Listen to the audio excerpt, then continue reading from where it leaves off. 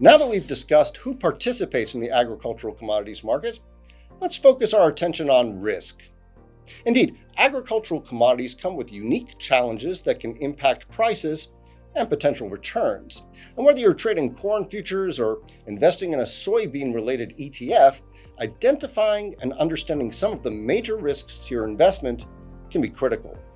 In fact, risks from weather, geopolitics, supply chains, leverage, and even market psychology can be crucial to the outcome of your trading strategy. Let's first address price volatility. And with agricultural commodities, prices can be extremely volatile. And this is because they're often affected by factors such as weather events like droughts, floods, hurricanes, tornadoes, or frost that can wipe out entire crops or create sudden shortages. Other common supply chain disruptors that consequently contribute to price volatility are pest infestations and plant diseases. Even seasonal changes or late harvests can influence prices.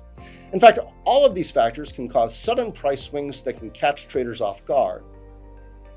For example, between the years 2012 and 2014, coffee prices underwent significant bouts of volatility amid a series of weather events and disease outbreaks. During this time, the fungus-borne disease coffee leaf rust, or CLR, was one of the most significant disruptors to coffee bean harvesting and supply chains in many countries across Central America, including Honduras, Guatemala, El Salvador, and Nicaragua, with an estimated loss in yields of anywhere between 15 and 40%, depending on the country. This spurred a rise in global coffee prices, among other adverse effects.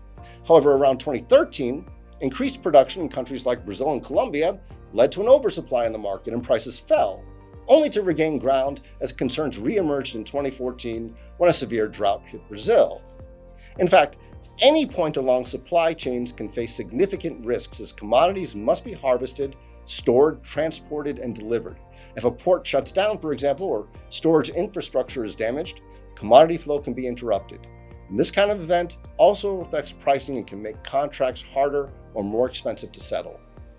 Meanwhile, market participants are also exposed to geopolitical and macroeconomic risks, including trade policies such as tariffs, export bans, or sanctions, any of which can alter global supply and demand overnight. There's also currency risk, where fluctuations can affect the price competitiveness of U.S. commodities overseas, as well as interest rate changes and broader inflationary trends, which can also influence commodities markets, often through shifts in investor behavior and capital flows. Overall, global conflict or political instability in a key producing or importing country can send shockwaves through the market. And here's an example. Let's take a recent rise in the cost of cocoa futures. Around February 2023, the Ivory Coast government became more actively involved in the cocoa markets by restricting several major traders from buying the commodity. This was with an aim to ensure its availability to the country's local firms. As the Ivory Coast is responsible for the world's largest concentration of cocoa, the actions taken by its government generally ignited concerns about potential shortages, as certain major international firms like Cargill were essentially shut out from purchasing any of its supply. Now, it's important to note that if you're trading futures, you're also dealing with leverage, which can amplify both gains and losses. A small move in the wrong direction could result in a margin call, forcing you to deposit more funds or liquidate your position. In fast-moving markets, this can happen very quickly, especially if you're over-leveraged or not using risk management tools like stop-loss orders. This is why understanding your risk tolerance and capital at stake is important. Furthermore, risks may arise out of the prevailing market sentiment, which may be driven by news headlines, social media, or institutional positioning, any of which can lead to irrational price movements. For example, a rumor of a poor Brazilian coffee crop can spike prices even if the facts aren't confirmed. Or speculators piling into wheat or soybeans can cause temporary price bubbles that don't reflect fundamentals. All of this can create risk for anyone holding positions during periods of high speculation or hype.